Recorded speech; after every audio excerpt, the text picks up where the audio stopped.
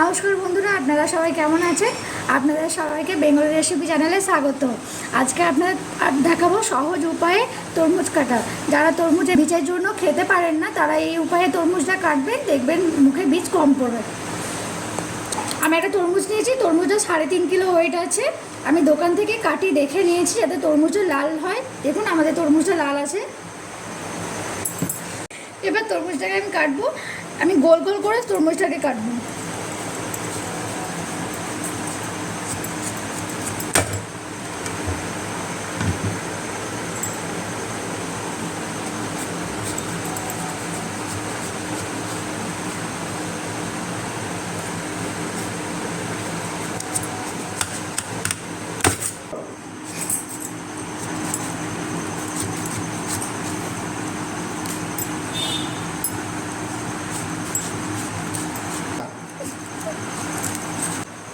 দেখুন আমি তরমুজটা নিয়ে নিয়েছি।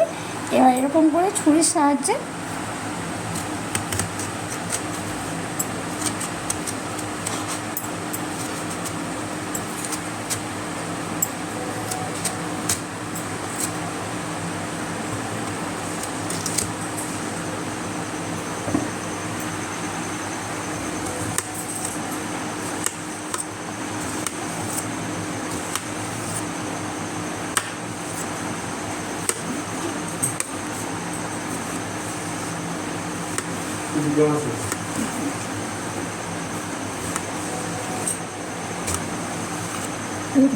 এতে বীজটা পুরো আলাদা হয়ে যাবে বেশিরভাগই।